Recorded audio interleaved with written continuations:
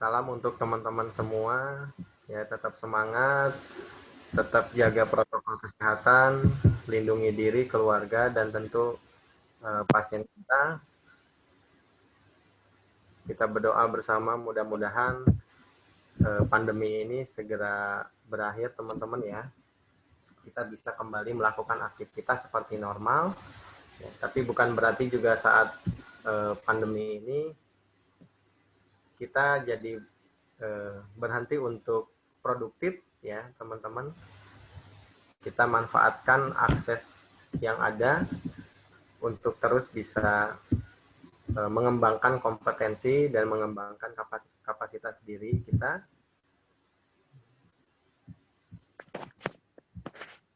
Ini teman-teman, fokus diskusi kita di pagi hari ini kita akan merefleksi materi-materi yang sudah dibahas di hari kemarin.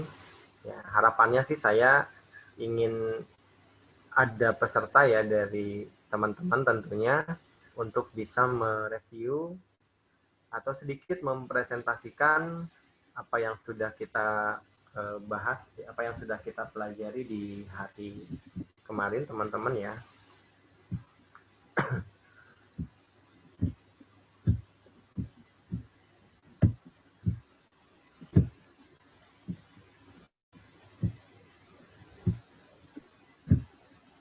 Ini ada yang katanya suaranya tidak terdengar.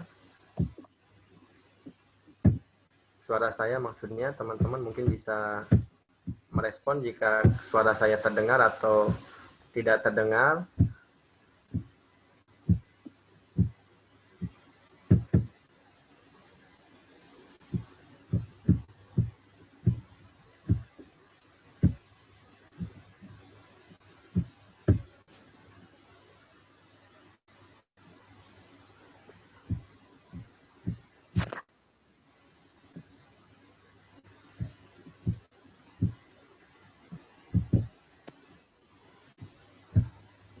Oke, mungkin pertama-tama ingin kami sampaikan teman-teman ya bahwa sesi Zoom ini adalah sesi tambahan. Jadi untuk teman-teman juga yang memang terkendala tidak bisa mengikuti sesi Zoom ini.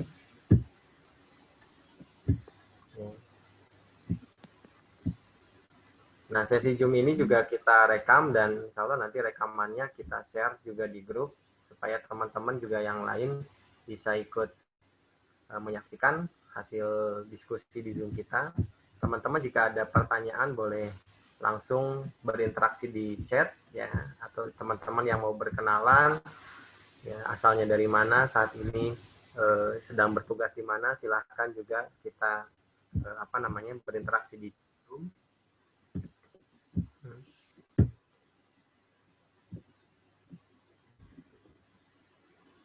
Teman-teman di sini saya menggunakan dua face akun ya.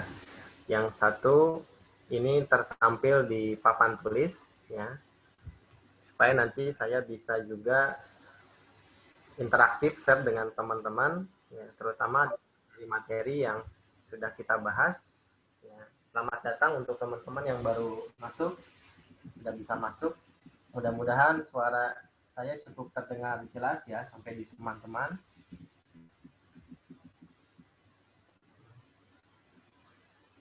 Alhamdulillah bahagia sekali teman-teman, rasanya hari ini bisa bertatap muka langsung dengan teman-teman walaupun melalui media Zoom ya. Tapi ini adalah hal yang sangat saya syukuri sekali, apalagi tadi di sesi pertama saya bisa melihat juga ada teman-teman yang sedang bertugas di garda terdepan lengkap dengan menggunakan alat pelindung diri yang sepertinya itu tidak nyaman sekali. Ya, tapi yakinlah teman-teman apa yang kita lakukan semua ini jika didasari, dilandasi dengan keikhlasan, ya, ini tentu akan jauh dari apa yang kita bayangkan balasan dari Tuhan, teman-teman, dan itu harus kita yakini. Dan teman-teman juga yang saat ini mungkin sedang berlibur atau tidak sedang dinas, ya, yang bisa ikut bergabung, terima kasih. Untuk yang ingin berdiskusi nanti silahkan langsung di live chatnya teman-teman ya. Silakan yang mau sambil absen dari mana saja boleh ya. Ini tadi ada dari Mbak Niswan itu dari Maluku ya, tepatnya di Pulau Bacan yang sepertinya beberapa waktu yang lalu sempat viral ya karena sedang naik daun batu bacan ya. Oke, nanti yang kebetulan ada kegiatan di Maluku bisa menghubungi teman-teman yang ada di sana ya. Karena kebetulan saya juga belum pernah untuk ke daerah Maluku. Jadi salah satu juga daerah yang ingin saya kunjungi. Ini teman-teman sepertinya ada dari Aceh juga.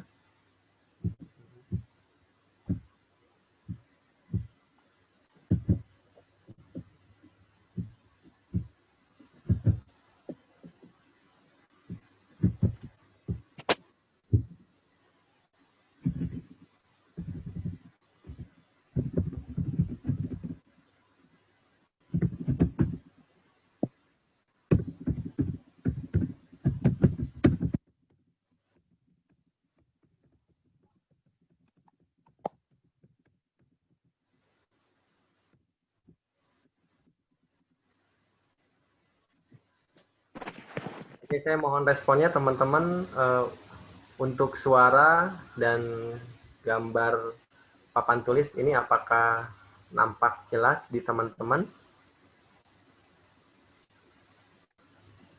Silahkan kasih kode saja, jempol atau kasih icon kalau memang suara saya bisa terdengar jelas.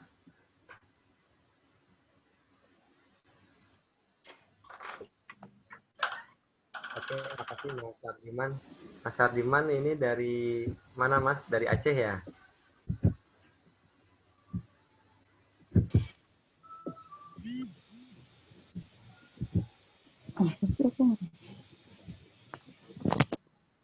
Baik teman-teman, saya sambil berjalan ya. Saya sambil lanjut saja untuk.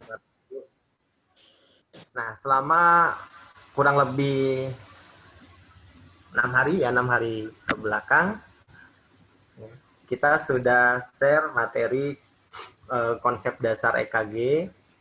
Di materi pertama kita membahas bagaimana sejarah tentang alat EKG, yang mungkin juga ternyata ada beberapa dari teman-teman yang baru mengetahui bahwa penemu EKG, Mr. Willem Einthoven, itu ternyata lahir dan besar kurang lebih 10 tahun di kota Semarang, Jawa Tengah. Ya. Nah, walaupun memang bukan warga negara Indonesia. Kemudian di materi yang kedua, kita membahas anatomi dan fisiologi jantung dan sistem kardiovaskular. Ya, jadi secara umum pembahasan dari anatomi fisiologi jantung dan sistem kardiovaskular, saya rasa teman-teman juga sudah pernah mendapatkan waktu di bangku kuliah, ya teman-teman juga sering melakukan review. Jadi intinya di anatomi jantung yang harus teman-teman kuasai tentu adalah anatomi dasar ya teman-teman. Nah, di sini berarti meliputi anatomi jantung dan pembuluh darah jantung. Tadi ada yang dari ini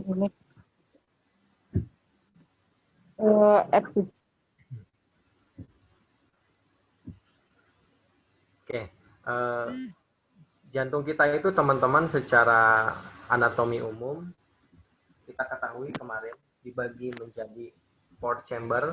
Ada bagian penting di dalam jantung yang kalau kita belah jantung secara sagital kita akan melihat ada 4 ruangan. 2 ruangan di atas itu bertugas sebagai reservoir, yaitu atrium kanan dan atrium kiri. Reservoir itu berarti menampung darah. Dia menampung darah dari seluruh tubuh, akan bermuara di atrium kanan, darah yang tidak teroksigenasi atau deoksigenat yang kaya akan CO2. Kemudian di atrium kiri nanti darah akan ditampung, itu dari sirkulasi pulmonal, darah yang sudah teroksigenasi, darah yang kaya akan oksigen. Jadi antara atrium kanan dan atrium kiri itu dipisahkan oleh septal atrium ya, supaya tidak ada percampuran darah antara darah yang teroksigenasi dan yang belum teroksigenasi. Nah, kemudian darah akan diteruskan teman-teman ke ventricle. Nah, ventricle di sini adalah sebagai fraksi ejeksi. Jadi harus teman-teman ketahui bahwa di jantung yang bertugas sebagai pompa utama atau fraksi ejeksi itu adalah ventricle. Nah, ventricle kanan dia bertugas untuk fraksi ejeksi sirkulasi pulmonal atau peredaran darah kecil, dan ventricle kiri dia bertugas sebagai fraksi ejeksi untuk sirkulasi sistemik. Nah, itulah kenapa beban tugas di ventricle kiri lebih besar, teman-teman, karena dia harus memompakan darah ke seluruh tubuh. Itulah kenapa otot jantung di ventricle kanan lebih tebal daripada ventricle kiri. Kemudian juga jalur listrik oleh Tuhan diberikan lebih di ventricle kiri. Kalau di ventricle kanan, jalur listriknya itu hanya satu berkas, ya, percabangan dari his bundle, yaitu right bundle branch. Tapi yang di ventricle kiri, teman-teman, itu bercabang. Ada yang ke belakang, ya, dari left bundle branch, ada yang ke depan, ya, left hemifasciculus anterior dan left hemifasciculus posterior. Nah, itu adalah secara anatomi, teman-teman. Juga yang harus diketahui dari anatomi jantung tadi, ya, selain dari 4 ruangan tadi, ada sekat jantung. Sekat jantung tadi ada di atrium dan ada di ventricle, ya, septum. Kemudian juga ada pembuluh darah yang masuk ke jantung dan keluar dari jantung. Pembuluh darah yang masuk ke jantung itu disebut vena. Yang keluar dari jantung itu adalah arteri. Nah, vena yang masuk ke jantung itu ada 2, ada vena cava, ya, superior dan inferior yang masuk ke atrium kanan, dan vena pulmonalis. Nah, itu berbeda kandungan darahnya. Kalau vena cava itu darah kaya akan CO2 dan vena pulmonalis darah yang kaya akan oksigen. Kemudian pembuluh darah arteri yang keluar dari jantung itu ada 2. Yang pertama ada arteri pulmonalis, itu keluar dari ventricle kanan, masuk ke paru-paru, dan ada pembuluh darah great artery atau yang kita kenal dengan aorta, itu keluar dari ventricle kiri menuju ke seluruh tubuh. Itu juga sama, teman-teman, kandungan darahnya berbeda. Kalau arteri pulmonalis itu kaya akan CO2, dan aorta itu kaya akan oksigen, darah yang sudah teroksigenasi. Secara umum itu saja sih, teman-teman, terkait dengan anatomi jantung. Dan selanjutnya adalah anatomi generator listrik jantung. Bagaimana proses elektrofisiologi dari otot jantung. Ya.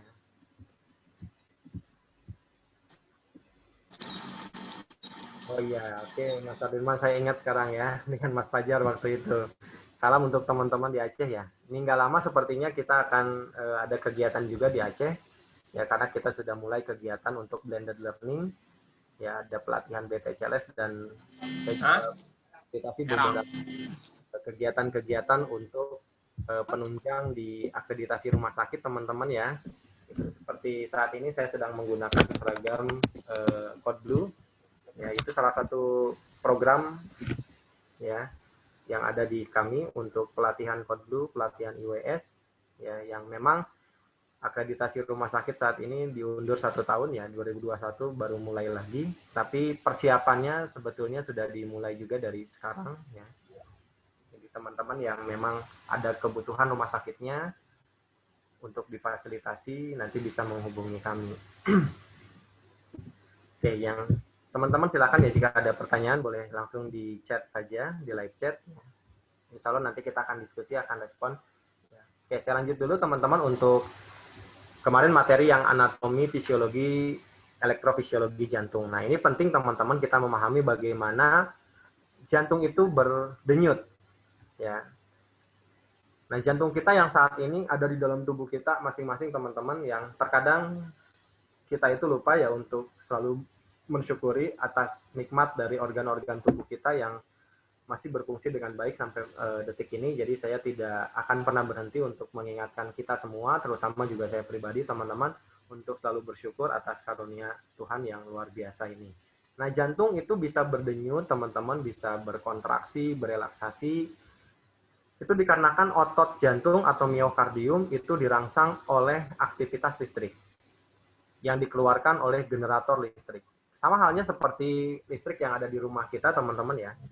Nah, kita di sini lampu bisa nyala, kemudian AC bisa nyala, itu dikarenakan ada sumber listrik, ya, yang bisa membuat alat-alat elektronik tadi bisa berfungsi menyala dengan sempurna, dengan baik. Nah, jantung kita pun demikian, teman-teman. Jantung itu bisa berkontraksi, kemudian dia relaksasi, karena otot jantung itu dirangsang oleh listrik yang dikeluarkan oleh pacemaker, namanya sel pacemaker. Nah, kemarin kita sudah bahas, teman-teman, yang menjadi pacemaker utama di jantung kita, ya. Dan ini juga yang harus kita syukuri, kenapa, teman-teman? Karena Tuhan memberikan 3 buah generator listrik, ya, 3 buah generator listrik di dalam jantung kita. Kita bisa membayangkan kalau Tuhan hanya memberikan 1 buah generator listrik.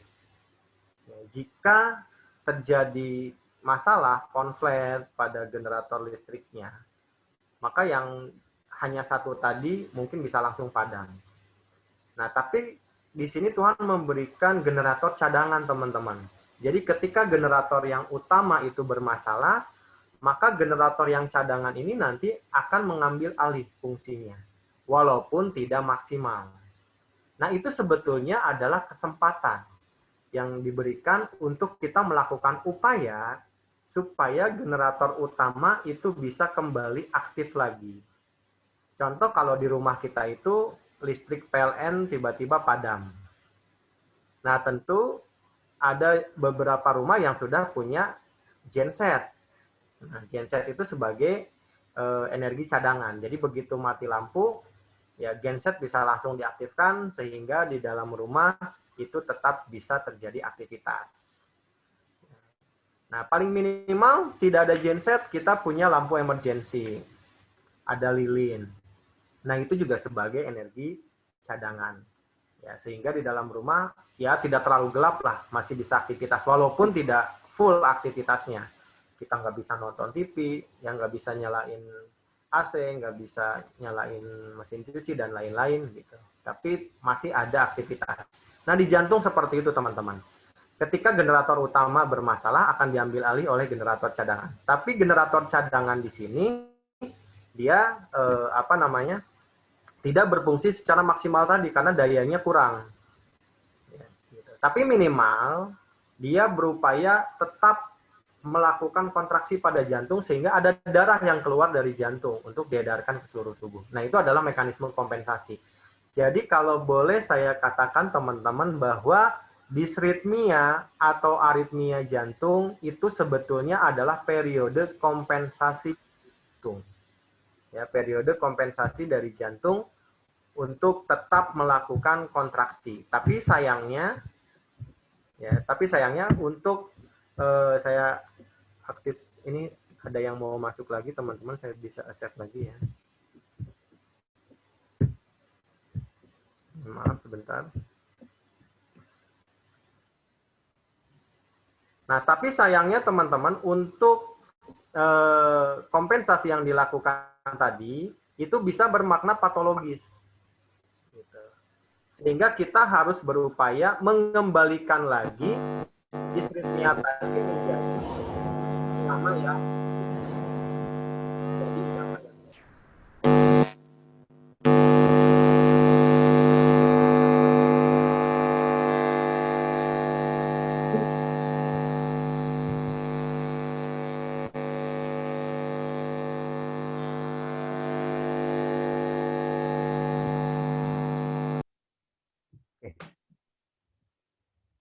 Nanti silakan teman-teman untuk berdiskusi melalui live chat ya. Jika ada pertanyaan, saya sambil berjalan saja, saya sambil jalan untuk refleksi materi. Ya, karena di Zoom kita, ini saya ingin memaksimalkan untuk review materi yang sudah kita bahas di hari-hari sebelumnya. Nanti di Zoom berikutnya mungkin kita akan membahas kasus, karena kita sudah masuk nanti ke pembahasan EKG lebih dalam lagi. Ya, tapi kalau untuk Zoom yang sekarang, karena kita belum masuk ke materi aritmia, ke materi-materi miscellaneous EKG yang lain, jadi kita belum masuk dengan pembahasan kasus untuk EKG. Ya. Oke, baik, saya sambil lanjut, teman-teman ya. Tadi bahwa generator listrik jantung kita, ya, yang secara normal kita sebut dengan irama sinus, nanti hasilnya itu adalah di-trigger secara otomatis oleh sel pacemaker atau real pacemaker kita, yaitu nodus sinus atau S anus. Jadi kalau teman-teman Kita review lagi ya, bahwa jantung itu terdiri dari atrium kanan, atrium kiri, ventrikel kanan, dan ventrikel kiri. Nah, generator jantung yang utama, nodus sinus, itu berada di dekat muara vena cava superior. Ini nodus sinus ya teman-teman, atau disebut dengan S anode. Nah, pada saat S anode memberikan impuls listrik, ya, memberikan impuls listrik ke atrium kanan dan kiri melalui traktus internodal dan melalui serabut Beckman, ya. Ini atrium akan langsung berkontraksi secara bersamaan, baik atrium kanan dan atrium kiri.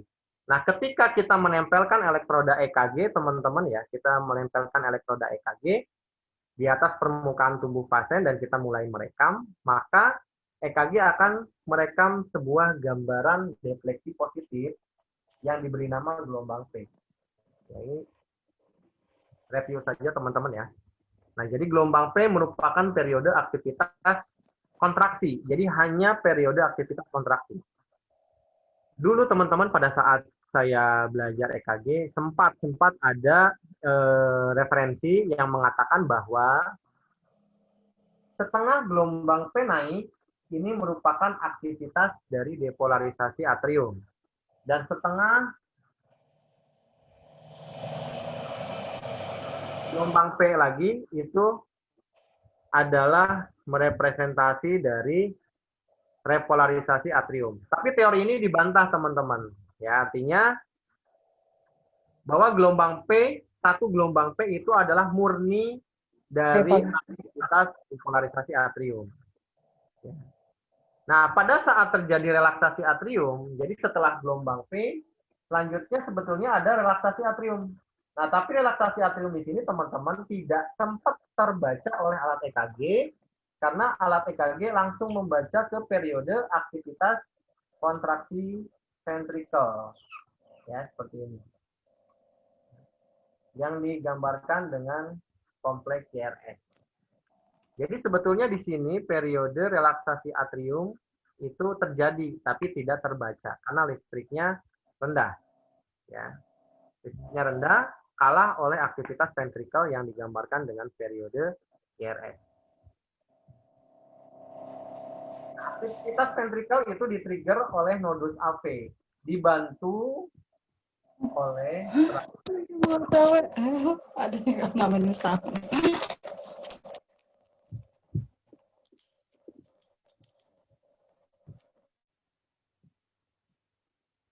Oke, teman-teman, saya lanjutkan lagi ya. Nah, jadi ventrikel itu bisa berkontraksi, teman-teman, itu karena di-trigger oleh AV node. Ya, AV node nanti akan dibantu oleh serabut-serabut Purkinje. Jadi aktivitas listriknya diperkuat oleh serabut-serabut Purkinje ya, yang berada di atrium kanan dan atrium kiri. Nah, ini adalah serabut Purkinje. Pada saat terjadi kontraksi, maka alat EKG akan membaca sebuah kompleks gelombang EKG yang disebut dengan QRS. Dan kemarin juga sempat saya bahas teman-teman bahwa QRS kompleks nanti secara morfologi atau bentuk munculnya tidak selalu lengkap.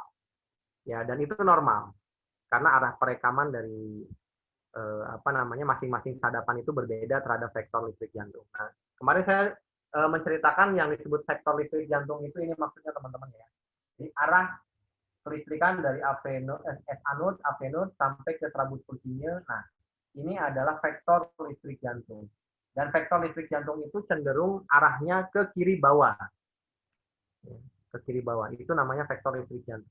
Jadi kemarin ada pertanyaan, ya, periode repolarisasi itu harusnya negatif. Ya, tidak seperti itu teman-teman. Jadi aktivitas listrik jantung yang diukur adalah vektor, baik depolarisasi, repolarisasi, itu arahnya satu, ya, ke kiri bawah. Nah, yang merekam EKG itu arahnya berbeda-beda. Nah, itu akan saya bahas nanti di materi khusus untuk segitiga Einthoven, ya, pada saat pembahasan sadapan EKG nanti teman-teman. Ya, tapi sekilas saja, ya, untuk contoh untuk sadapan lead 1 itu merekam dari tangan kanan ke tangan kiri. Jadi arah perekamannya seperti ini. Dia masih satu arah dengan vektor listrik jantung, sehingga nanti gelombang EKG yang dihasilkan defleksinya pasti positif, karena masing-masing arahnya ke kiri sama. Jadi positif itu berarti gambarnya seperti ini. Kemudian lead 2, contoh lead 2 itu merekamnya dari tangan kanan ke kaki kiri. Jadi arahnya seperti ini, arah lead 2. Nah, lead 2 itu persis arah perekamannya sejajar dengan vektor listrik jantung. Itulah kenapa di lead 2 sering digunakan sebagai standar lead untuk menginterpretasi EKG. Karena tadi dari arah perekamannya itu persis sejajar dengan vektor listrik jantung. Kalau lead 3 itu merekamnya dari tangan kiri ke kaki kiri. Nah, jadi teman-teman, untuk sadapan ekstremitas sebetulnya yang dibuat bermuatan itu hanya 3 titik, tangan kanan, tangan kiri, dan kaki kiri. Yang kaki kanan itu warna hitam, dia tidak bermuatan, dia 0, ya, dia sebagai ground saja. Yang kaki mau masalah sebetulnya nggak masalah, karena hanya satu yang dibuat bermuatan listrik.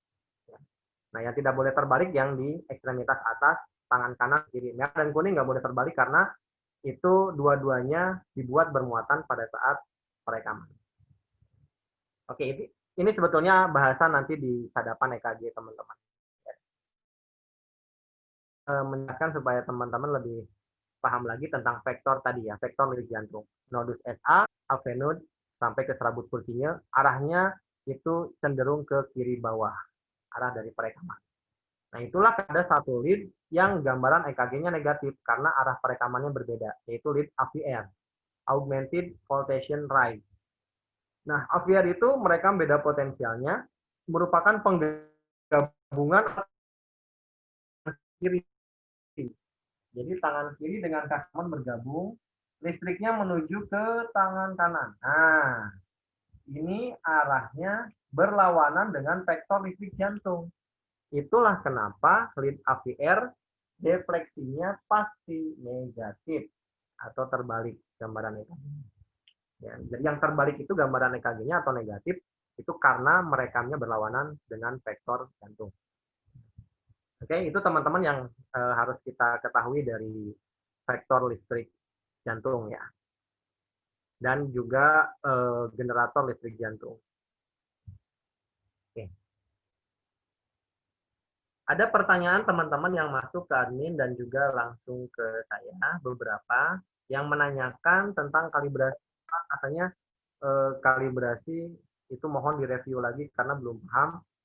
Mungkin selama ini teman-teman belajar kalibrasi itu baru satu jenis kalibrasi standar ya, yaitu standar 25 untuk kecepatan dan standar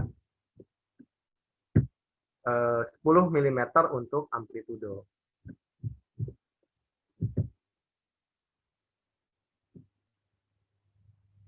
Oke, teman-teman, sekarang kita akan masuk dengan pembahasan kalibrasi perekaman EKG. Untuk teman-teman yang ingin berdiskusi secara langsung, boleh silakan tuliskan di chat. Insya Allah nanti akan saya respon. Ya. Jika waktunya tidak mencukupi, ya, saya akan respon nanti seperti biasa ya di grup WhatsApp ya untuk kita berdiskusi. Karena ada beberapa juga pertanyaan yang memang belum saya respon karena beberapa pertanyaan itu sebetulnya pertanyaan untuk sesi materi berikutnya supaya nanti bisa lebih fokus lagi teman-teman pertanyaannya mungkin terkait dengan materi-materi yang memang sudah dibahas atau disampaikan, kecuali memang yang ada korelasi atau hubungannya dengan materi yang akan disampaikan. Tapi tetap untuk tertibnya ya teman-teman silakan pertanyaan itu terkait dengan materi yang memang disampaikan ya. Kemudian juga pertanyaan bisa ke admin. Ketika teman-teman pertanyaannya langsung di forum chat, khawatirnya pertanyaan tadi ketutup dengan chat-chat yang masuk lagi karena kita kan anggotanya cukup banyak, teman-teman dikhawatirkan tapi pertanyaannya malah ketutup yang tidak tidak teridentifikasi. Jadi lebih optimal kalau teman-teman nanti langsung japri ke admin. Oke, sekarang saya akan masuk dengan pembahasan kalibrasi karena waktu kita ini 20 menit lagi teman-teman ya. Sesi yang kedua.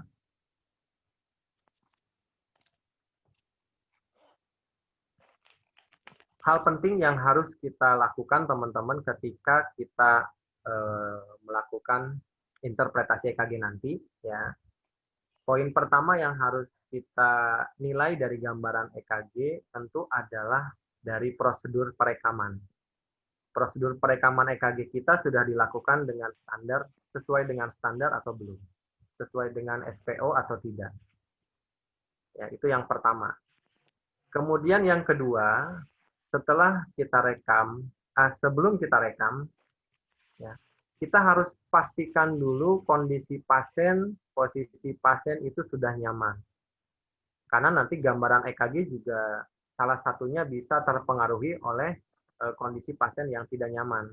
Pasien yang gelisah, pasien yang stres, ansietas itu juga bisa berpengaruh terutama nanti terhadap frekuensi denyut jantung.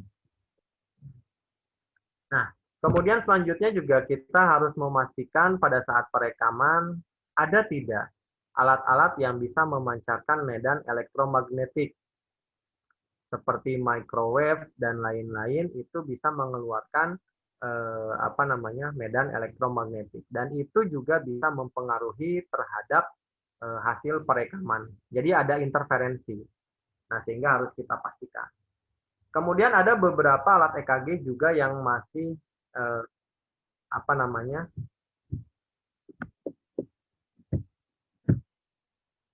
yang masih terpengaruh oleh logam-logam yang nempel di pasien. Nah, ini juga harus kita pastikan terlebih dahulu, teman-teman. Tapi ada juga alat EKG yang memang sudah lebih canggih, dia sudah ada filter, teman-teman. Jadi tidak terpengaruh kalau pasien masih menempel logam-logam, ya, seperti jam tangan, gesper, dan lain-lain. Sehingga tidak perlu dilepaskan. Nah, itu ada juga beberapa EKG yang seperti itu. Kemudian juga ada alat EKG yang saat ini sudah dilengkapi dengan hasil interpretasi, pembacaannya bahkan sudah lengkap. Jadi teman-teman juga harus memperhatikan bahwa sebagai operator, interpreter, kita tidak boleh mempercayakan 100% dari hasil interpretasi alat. Ya, kenapa? Karena interpretasi alat itu bersifat objektif, hanya menilai terhadap gambaran EKG. Tapi kalau kita interpreter, operator itu akan juga membandingkan dengan kondisi pasien, baik kondisi klinis ataupun dari hasil pemeriksaan penunjang yang lain. Ya.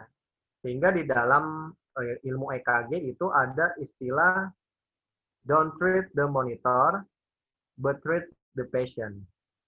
Jadi yang diobati bukan gambar EKG-nya, tapi yang diobati, yang ditreatment adalah pasiennya. Nah, kira-kira seperti itu, teman-teman. Nah, tapi bukan berarti kita tidak boleh juga melihat hasil interpretasi dari mesin. Nah, itu kita jadikan sebagai pembanding. Artinya diferensial diagnosis. Karena kita juga memerlukan diferensial diagnosis atau second opinion. Itu yang harus kita lakukan. Kemudian yang juga penting untuk kita pastikan sebelum kita membaca sebuah gambaran EKG, kita pastikan apakah gelombang EKG-nya itu smooth atau tidak, teman-teman. Ya. Nah, smooth di sini berarti gambarannya itu halus ya, teman-teman, seperti ini kita perhatikan ya. Kalau teman-teman lihat di akun saya yang satu lagi, teman-teman ya, di situ langsung gambar. Terkadang teman-teman melihat gambaran EKG hasil rekaman pasien itu seperti ini, gambaran EKG ini.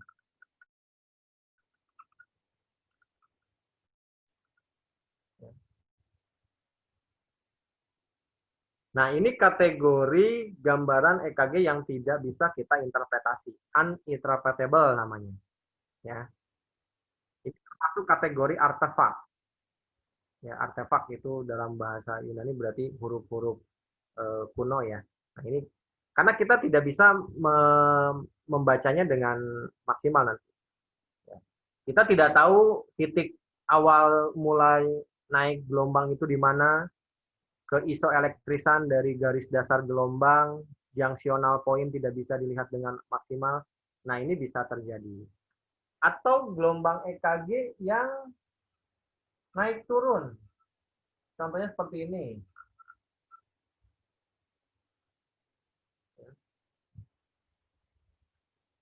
Sehingga dalam satu sadapan atau satu lead, itu kita tidak bisa menarik garis isoelektris.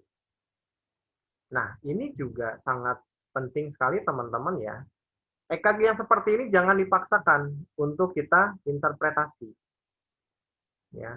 Kalau dipaksakan diinterpretasi, ya bisa muncul hasil interpretasi yang tidak tepat atau kurang valid.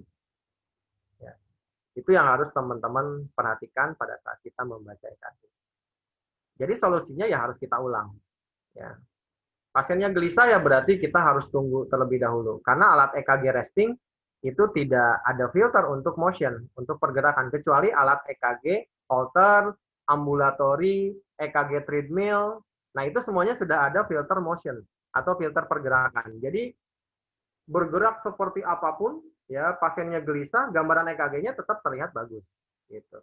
Nah itu bedanya. Cuman EKG resting belum ada filter tersebut. Sehingga pada saat direkam pasiennya harus tenang, tidak banyak bergerak. Kemudian posisi, karena kemarin ada juga pertanyaan Pak, gimana posisi perekaman EKG itu, apakah pasiennya harus supine, tidur, terlentang, seperti itu. Jadi untuk posisi EKG resting teman-teman itu boleh pada posisi seperti apapun, mau posisi tidur, posisi duduk, posisi berdiri, boleh. Yang penting tidak bergerak pada saat direkam, itu aja kuncinya. Kalau untuk posisi boleh. Ya, teman-teman silakan bebas ya. Oke, selanjutnya yang harus kita pastikan nanti sebelum membaca EKG adalah kalibrasi ya teman-teman. Ini juga sudah saya bahas, saya perdalam lagi. Nah, kalibrasi perekaman EKG ya yang sudah kita pelajari teman-teman itu ada dua jenis kalibrasi ya. Kalibrasi yang pertama adalah kalibrasi kecepatan speed. Nanti di alat EKG coba teman-teman ketika nanti mau ngerekam EKG, ya sekali-kali coba teman-teman explore ya, ada menu apa saja di situ. Ya biasanya ada di mode manual teman-teman ya. Nah nanti silakan dibuka modus manualnya, dilihat pilihan ada speed record ya, biasanya ada tulisan speed gitu ya. Nah itu kecepatannya bisa kita rubah teman-teman. Di setiap mesin ini sama ya. Ada kecepatan 10, ada kecepatan 12,5, ada kecepatan 25, dan ada kecepatan 50. Ya. Nah, selama ini teman-teman biasanya mereka EKG itu dengan mode otomatis. Nah, kalau mode otomatis memang dia sudah disetting otomatis mengikuti standar internasional. Kecepatannya adalah 25. Nah, itu adalah kecepatan yang standar. Nah, tapi teman-teman sebagai interpreter dan operator ya, itu wajib mengetahui nilai kalibrasi yang lain. Dan ini harus teman-teman kuasai ya. Sehingga dalam menginterpretasi ketika dihadapkan dengan kalibrasi yang berbeda, teman-teman sudah bisa langsung mengetahuinya. Oke, kalibrasi kecepatan ini digunakan untuk menginterpretasi durasi atau interval dari sebuah gelombang EKG. Ya. Contoh, kita akan mengukur lebar dari gelombang P. Nah, lebar gelombang P itu nanti akan kita ukur berdasarkan nilai dari kalibrasi ini. Nah, ini adalah kalibrasi kecepatan.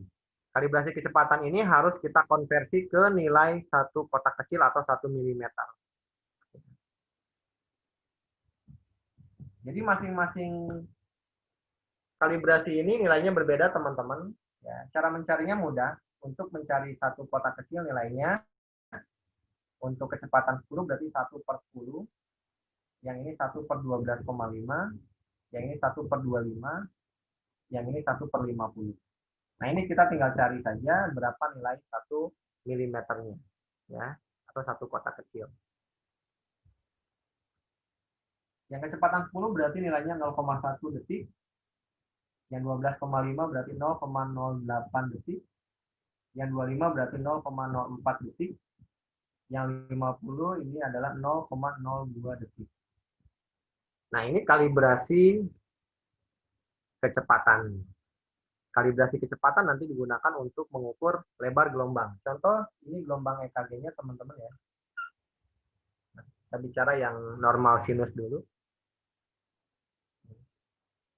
Ketika teman-teman mau mengukur gelombang P, seperti ini contohnya ya. Ini contoh kotak di dalam kertas EKG-nya, kotak kecilnya. Nah, mengukur lebar gelombang P dari pertama dia naik sampai dia turun, ternyata ada 3 kotak kecil. Jadi lebar P sama dengan 3 kotak kecil dikali nilai kalibrasi untuk lebar itu berapa. Nah, teman-teman lihat di sini. Di kertas EKG itu biasanya dituliskan di baris paling bawah. Pasti ada. Di situ speednya berapa, kecepatannya. Ya. Contoh kecepatannya standar 25. Ya berarti nilainya 0,04 second. Ya. Berarti 3 dikali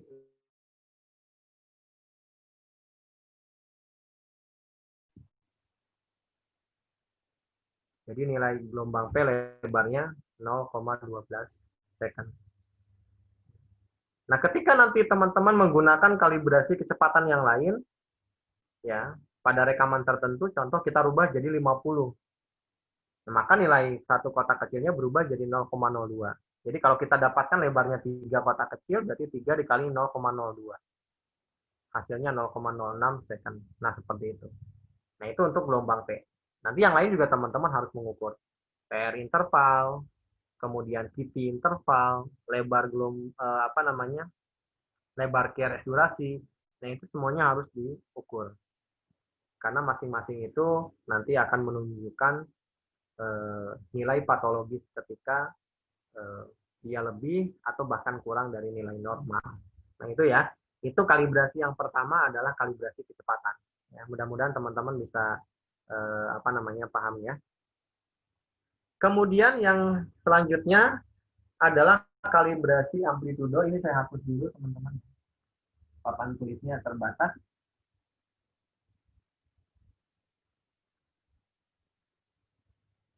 Nah, selanjutnya adalah kalibrasi amplitudo.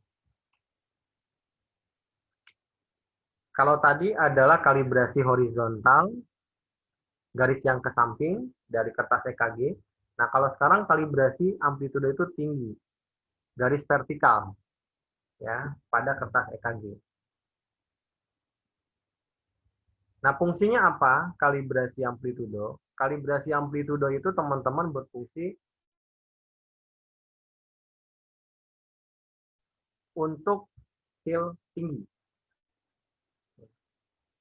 Jadi tinggi satu kotak kecil itu nilainya berapa? Kalau tadi lebar satu kotak kecil itu kita ambil dari kecepatan.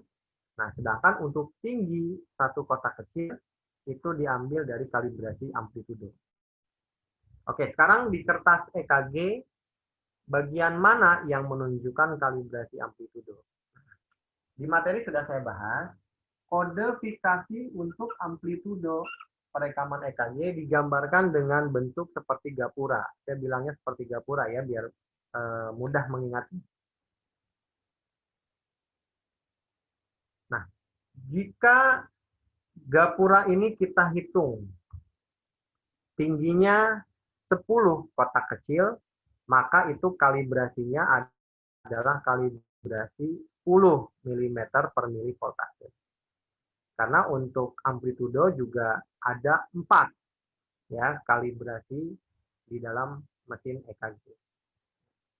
Oke, kalibrasi yang pertama adalah kalibrasi yang 2,5 mm per milivoltase.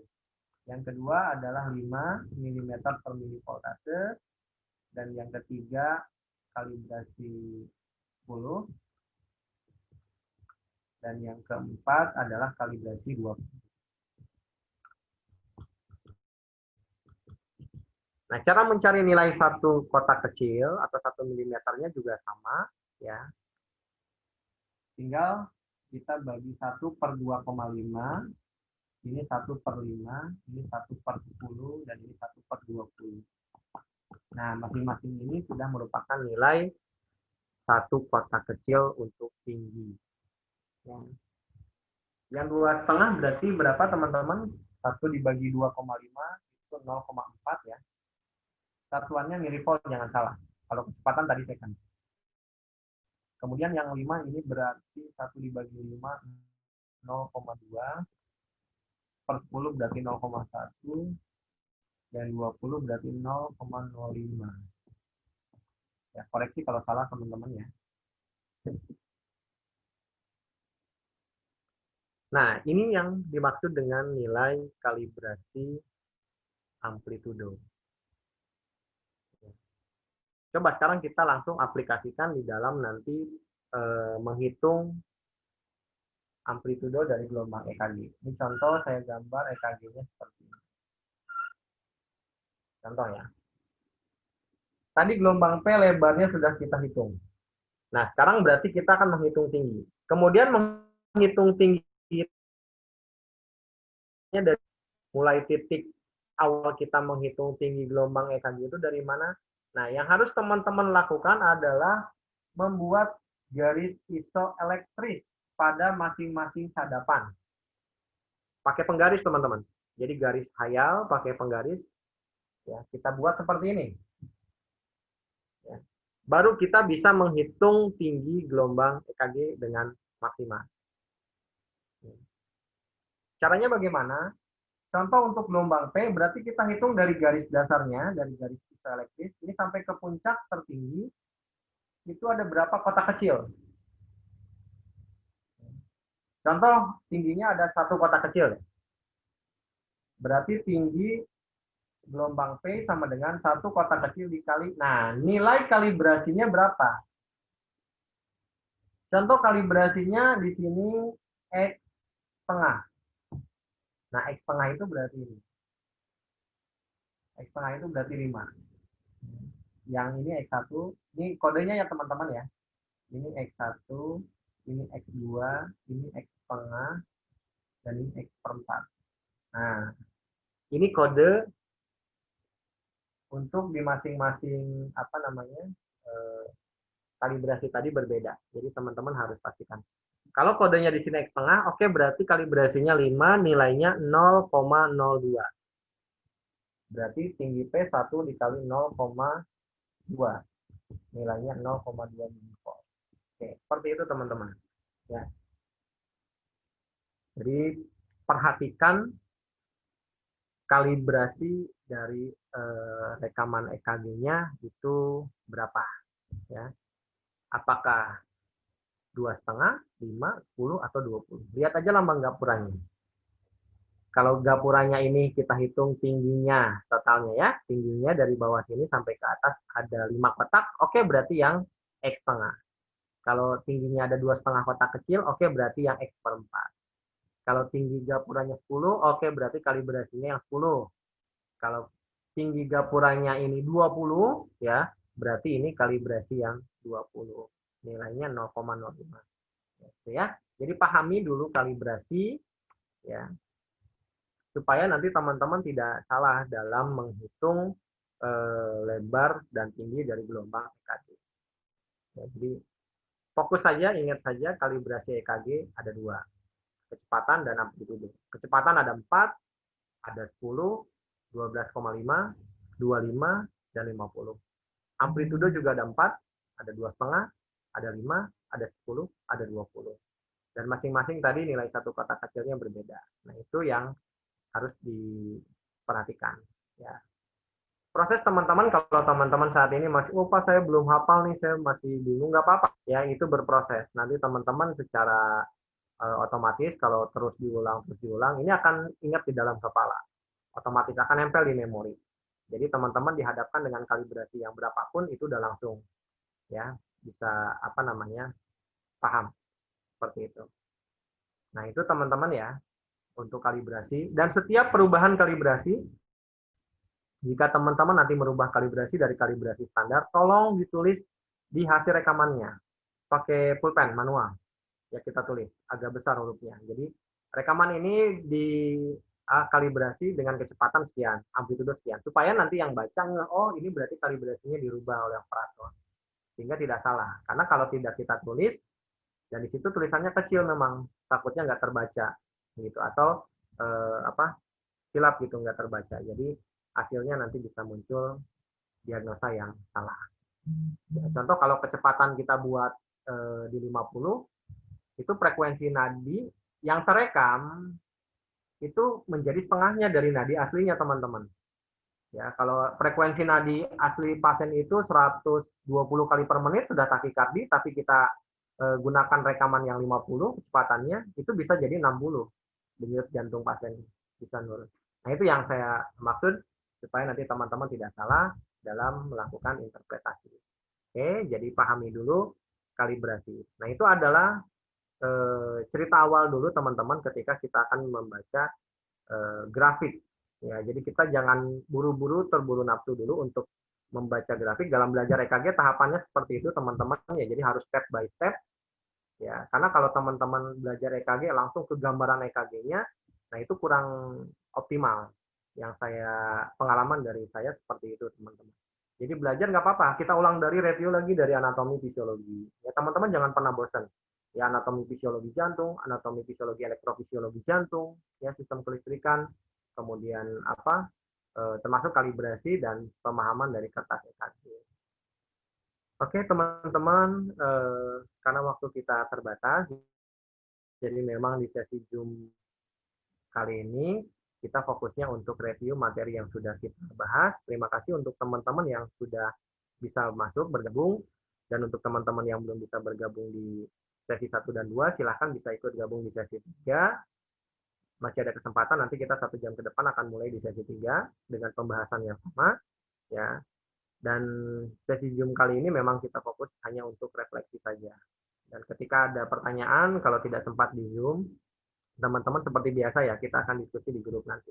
Dan materi yang hari ini pun terkait dengan kalibrasi EKG, nanti juga akan saya share lagi di grup.